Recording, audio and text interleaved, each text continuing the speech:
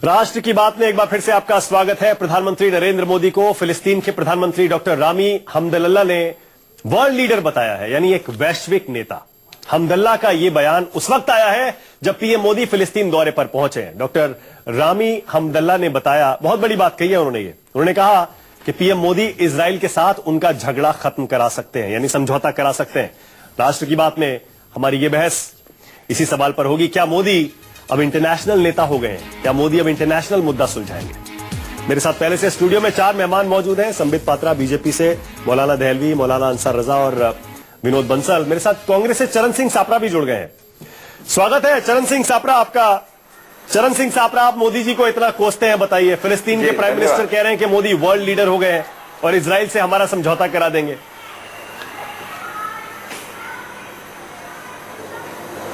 मेरे बहुत अच्छी बात है। हम कोई नरेंद्र मोदी जी की विजिट के खिलाफ नहीं है, और अगर नरेंद्र मोदी जी ये 2 देशों का कोई मसला हल कर सकते हैं तो हम उसका स्वागत करते हैं। लेकिन कुल मिलाकर के अगर आप प्रधानमंत्री नरेंद्र मोदी जी की हर विजिट को देखें, जहां भी वो विदेश जाते हैं, तो वो ज्यादा करके एक फोटो अपॉर्चुनिटी होती है या एक बहुत बड़ी पीआर एक्सरसाइज होती है और एक आश्वासनों का पुलंदा होता है। तो आश्वासन पर तो उन्होंने पूरा देश जीता है और चला रहे हैं, और उसी तरह से फिलिस्तीन के प्राइम मिनिस्टर इतनी तारीफ क्यों कर रहे हैं उनकी? यहाँ पर देखिए, कह रहे हैं कि मोदी पश्चिम एशिया के नेताओं में अच्छा रसूख रखते हैं और इजराइल के साथ हमारा झगड़ा खत्म करा सकते हैं। भाई अच्छी बात है, अगर झगड़ा खत्म करा दे, हम उसका स्वागत कर रहे हैं। लेकिन भारतवर्ष को भी इसका कुछ फायदा होगा क्या? हमको इकोनॉमी में कहीं फायदा होगा, या हमको किसी ट्रेड में फायदा होगा, या डिप्लोमेटिक फायदा होगा? ये भी हमको देखना पड़ेगा कि पैलेस्टाइन, ठीक है, ये बैलेंसिंग एक्ट जरूर है कि आप इजराइल के नजदीक गए हो तो आपको बैलेंस करना है। आपको पैलेस्टाइन के खिलाफ नहीं दिखना है, या पैलेस्टाइन के भी बैलेंस करना है। क्या सिर्फ ये बैलेंसिंग एक्ट है चरण सिंह सापरा? क्योंकि चरण सिंह सापरा, एक सेकंड मुझे बताइएगा सापरा जी, सिर्फ बैलेंसिंग एक्ट आप इसे कह रहे हैं, लेकिन एक्सपर्ट्स का ये कहना है कि पहली बार हिंदुस्तान ने इजराइल और फिलिस्तीन के साथ अपने रिश्ते अलग अलग कर लिए हैं। अब से पहले जब भी कोई इंडिया से जाता था तो वो एक ही दौरे में दोनों देश कवर करके आता था। पहली बार मोदी जी ने या इस सरकार ने इजराइल के साथ अपने रिश्तों को और फिलिस्तीन के साथ रिश्तों को अलग अलग कर दिया है। बड़ी कामयाबी बता रही है सरकार इसको अपनी। नहीं, अलग अलग किया है या जो भी किया है, मेरा कहने का मतलब यह है कि एक बैलेंसिंग एक्ट है जो बहुत जरूरी भी है। कोई गलत नहीं कर रहे, मैं उनकी क्रिटिसाइज नहीं कर रहा हूं। अच्छा, एक बैलेंसिंग एक्ट है जो उनको करना भी जरूरी था, क्योंकि इजराइल के वो इतने क्लोज जा चुके थे, तो उनको खाड़ी देशों को यह दिखाना था कि हम पैलेस्टाइन के विरुद्ध नहीं है, और पैलेस्टाइन हमेशा हमारे साथ रहा है। ठीक है, भारतवर्ष की पॉलिसी ठीक है सपरा जी, पैलेस्टाइन को जहां जहां मदद, ठीक है सपरा जी, आपने 2 बातें कही। एक तो मोदी जी जब भी विदेश जाते हैं संबित नहीं कर रहे, तो वो पीआर इवेंट होता है, फोटो अपॉर्चुनिटी होती है, और दूसरा बैलेंसिंग एक्ट है, ये इसमें कुछ नहीं है। देखिए मानक जी, अभी 2 दिन पहले मोदी जी ने भाषण देते हुए पार्लियामेंट में एक बहुत इंपॉर्टेंट बात कही थी। वो बात यह थी कि भाजपा का बुराई करते करते कहीं न कहीं आप भारत की बुराई करने लगते हैं। अभी मोदी जी गए ही हैं, और यहां आप देखिए किस प्रकार की बातें हो रही है कि वो पीआर एक्सरसाइज करने जाते हैं और फोटो अपॉर्चुनिटी होती है। तारीफ भी करने लगे। नहीं, सुन तो लीजिए, वो उपाय तो है नहीं, तारीफ तो करनी पड़ेगी। मैं इनके बीच में बोला था, तारीफ कर रहा हूं भाई, मैं इनके बीच में तो बोला नहीं था। देखिए, तारीफ करिए तो मुक्त कंठ से करिए, वरना बोलिए मत। आपने अभी कहा थोड़ी देर पहले कि फोटो अपॉर्चुनिटी होता है, और इससे कुछ इंडिया को फायदा क्या होगा? कुछ पैसे इंडिया को आ जाएंगे क्या? दोस्ती करा देंगे तो क्या फायदा हो जाएगा? देखिए, जो डिप्लोमेसी होती है वो राशन का दुकान नहीं होता है कि हर चीज में बस फायदा क्या होता है, हम पैसे देंगे तो टॉफी लेकर आएंगे। इस प्रकार से रिलेशंस नहीं चलते हैं। और तीसरी बात आप याद रखिए कि ग्लोबल सर्वे में अभी कुछ दिनों पहले जो बात मैंने ये नहीं कहा कि दोस्ती नॉन स्टॉप ये कुछ बोलते रहेंगे क्या? आर्थिक फायदे की बात नहीं हो गया, आप दुनिया आपको सुन चुकी है, आप सुन लीजिए। देखिए, सबसे बड़ी बात, सबसे बड़ी बात, ये नॉन स्टॉप बोलेंगे। आप इनसे बुलवा लीजिए, मैं कुछ पढ़ रहा हूं, मैं पढ़ लेता हूं, आप इसे बुलवा लीजिए। समझने का धैर्य रखिए। सुन भी लीजिए सापरा जी। मुझे लगता है धैर्य रखने की किसी को आवश्यकता है, तो बात को समझने का धैर्य रखिए, और ना समझे तो बोलिए, मैं दोबारा बोल दूंगा। आपने 2 बार बोल दिया। देखिए, ऐसा है कि धैर्य रखने की किसी को आवश्यकता है, तो जब प्रधानमंत्री हवाई जहाज में हो ना, तो धैर्य रखने की आवश्यकता ऑपोजिशन को है। आप याद करिए, जब इजराइल के राष्ट्राध्यक्ष भारत में उतर ही रहे थे, जब मोदी जी उनको रिसीव करने गए थे, उस समय किस प्रकार का वीडियो डाला कांग्रेस पार्टी ने, वो आपने देखा था। तो स्वाभाविक रूप से ये भाजपा की बुराई करते करते भारत की बुराई करने लगे। पर आज अगर फिलिस्तीन के राष्ट्राध्यक्ष खुद कह रहे हैं, राष्ट्राध्यक्ष ही कह रहा हूं, राष्ट्राध्यक्ष खुद कह रहे हैं कि प्रधानमंत्री एक ग्लोबल लीडर बन गए हैं, तो इनको खुश होना चाहिए। और क्या मोदी जी अब चरण सिंह सापरा जी से सीखेंगे किस प्रकार से वहां बात करनी है? ये सापरा जी बताएंगे उनको किस प्रकार से बात करनी है। पर ये सुलझा पाएंगे मोदी जी मुद्दा जो फिलिस्तीन? देखिए एक वो तो एक बहुत छोटा सा देश है जिसे दुनिया मानती भी नहीं। देखिए एक अनरिटन ट्रूस होता है सभी प्रवक्ताओं के बीच में और पार्टी के बीच में कि जब प्रधानमंत्री हवाई जहाज में हो या दूसरे देश में उतर रहे हो, उस समय मुद्दों को लेकर हम चर्चा नहीं करते हैं, मुद्दों पर कमेंट भी नहीं करते हैं, वेट करते हैं। प्रधानमंत्री जो करेंगे वहां प्रधानमंत्री के वक्तव्य को रखने वाले प्रवक्ता होंगे, प्रवक्ता बोलेंगे, फिर हम लोग बोलेंगे। उससे पहले ये कांग्रेस बोलना शुरू कर देगी, राहुल जी ट्वीट करना शुरू कर देंगे। मतलब कमाल के लोग हैं ये लोग, इनको इतनी भी समझ नहीं है। अब चरण सिंह सापरा जी समझाएंगे विदेश नीति कैसे चलेगी। इतिहास बताऊं क्या? नहीं, आप कुछ मत बताइए, आप राहुल जी को बताइए जाके, आप कुछ मत बताइए जी। बैठिए। एक सेकंड। अरे भाई साहब, आप सापरा जी 30 सेकंड है, सापरा जी को बोलना। सापरा जी बोलिए। नहीं, मैं ये कहना चाहता हूं कि जितनी अच्छी चिकनी चुपड़ी बातें अभी ये कर रहे हैं संबित पात्रा जी, यही जब ये विरोधी पक्ष में थे तो अपने नेताओं को समझा देते। आप तो फिलिस्तीन गए ही नहीं थे। ऐसा है कि कहीं ना कहीं सत्ताधारी पार्टी आप तो फिलिस्तीन गए ही नहीं थे कभी। कोई चूक करेगी तो हम उसको गिनाएंगे तो सही ना। आप चूक भी गए भी नहीं है, ये पहले से चूक गिना रहे हैं। वो हक भी छीन नहीं सकते। आपने ऐसा कभी सुना है कि अभी गए उतरे भी नहीं है, ये चूक गिनाना शुरू कर दिए? अरे सापरा जी, वो पीछे जो कार्डबोर्ड का हाथ लगा है वो गिरने वाला है। आप हर कार्डबोर्ड का हाथ जो पीछे लगा है वो गिरने वाला है। हर चैनल इसी के कारण से आप इस प्रकार की कमेंट आप हर चैनल से थे। अच्छा ठीक है, रुकिएगा जरा, तो बच गए गिरते गिरते गुजरात में। एक सेकंड सापरा जी, मौलाना दहलवी कह रहे हैं, मौलाना दहलवी क्या वाकई सरकार की नीति बदली है और ये सुलझा देंगे क्या मुद्दा मोदी? सापरा जी और डॉक्टर पात्रा भी, भारत की विदेश नीति कभी नहीं बदली है। आपको याद होगा कि इसी सरकार ने UNGA, United nation general assembly में फलस्तीन के हक में वोट दिया था। फलस्तीन एक हकीकत है, दुनिया उसको मानती है कि एक हकीकत है। और कल जेटली जी ने जो कहा, ये सच्चाई की बात है कि जितना डिफेंस एग्रीमेंट्स या ट्रीटी कांग्रेस ने की, उतने बीजेपी ने भी नहीं की इजराइल के साथ।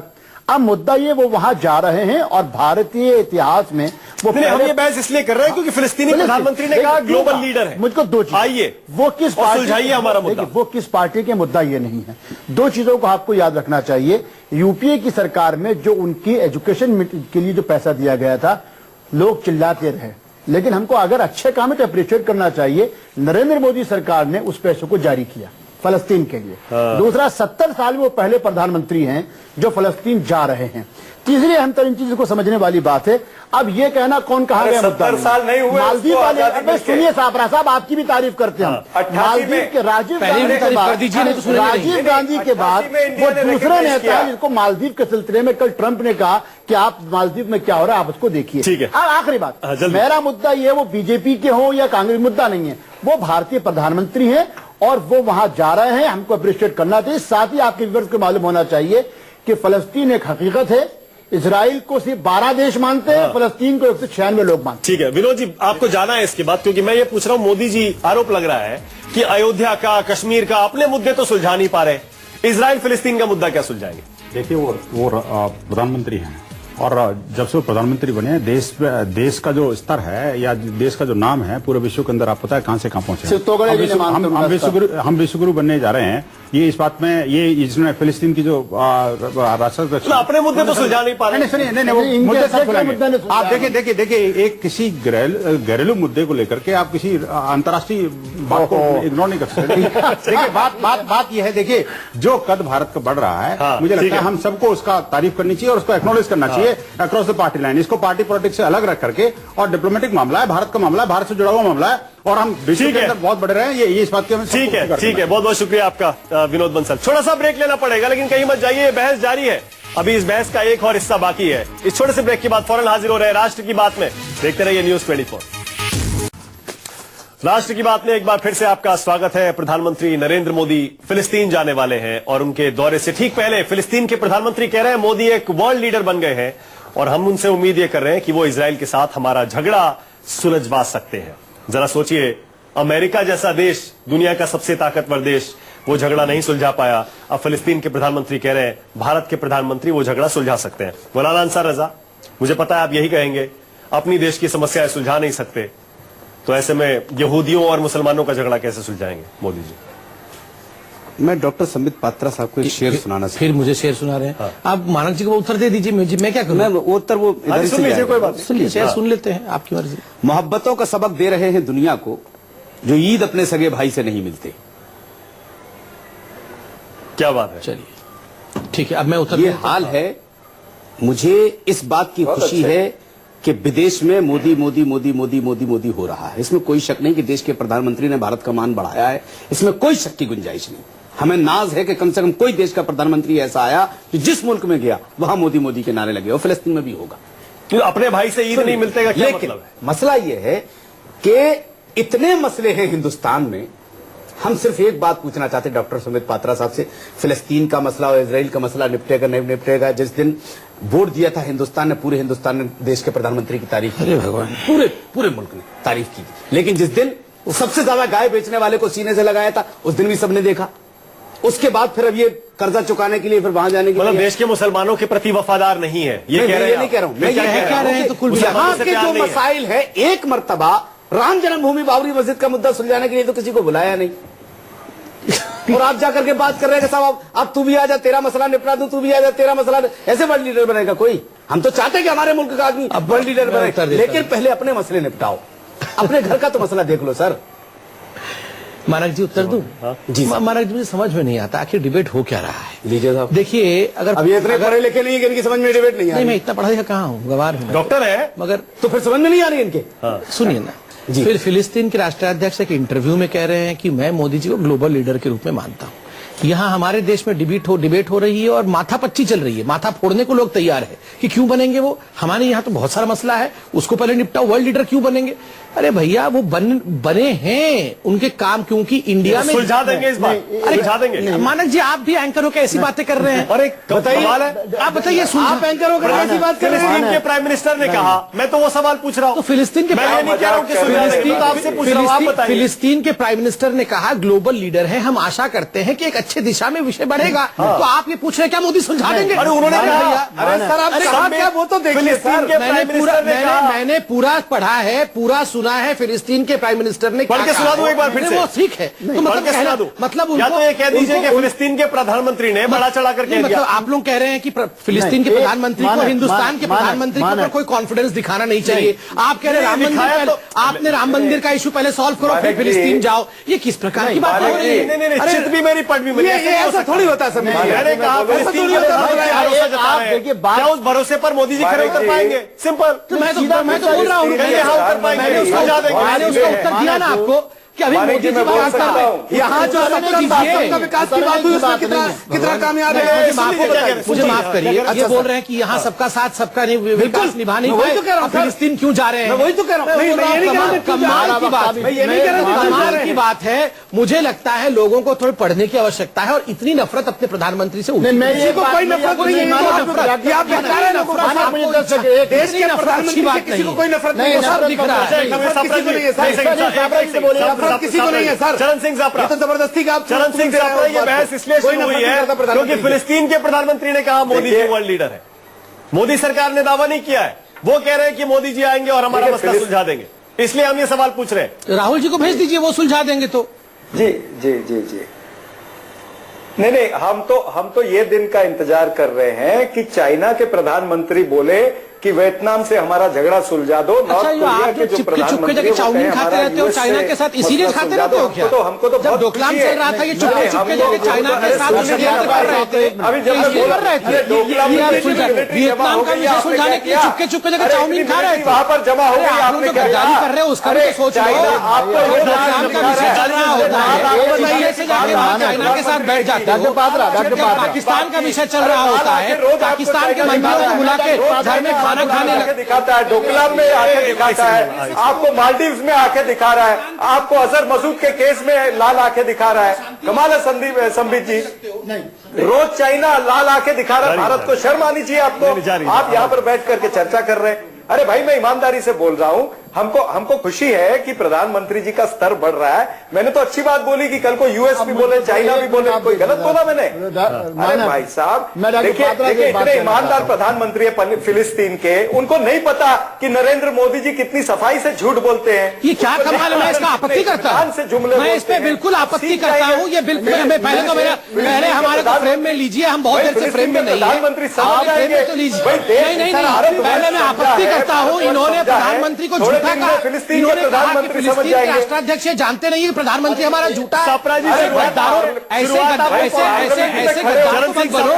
चाइना के पैर में जाके लोटपोट हो रहे हैं, चाइना से पैसा ले रहे हैं राहुल गांधी, और यहाँ पर प्रधानमंत्री को झूठा बोल रहे हैं। अरे गद्दारों, ऐसे तो मत बिहेव करो। झूठ बोला, मैं तो गद्दारी कहूंगा इनको।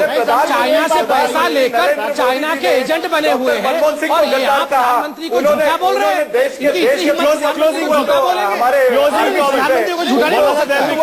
उपराष्ट्रपति को गद्दार कहा। अरे गद्दारी तो शब्द पे आप लोग बोलते हैं। फलस्तीन और इजराइल के मुद्दा वो निपटा, अच्छी बात है। मुझको बताइए डोकलाम पे कब बातचीत करेंगे, नेपाल से बातचीत कब करेंगे? चाइना जो है वो आज आप देखिए श्रीलंका में पहुंच गया। अरे सुनिए मौलाना साहब, मत, अरे उसको छोड़िए, मुद्दा ये नहीं, वो उनको खंडाने में आप चलिए, मेरे पास टाइम खत्म हो गया, मेरे पास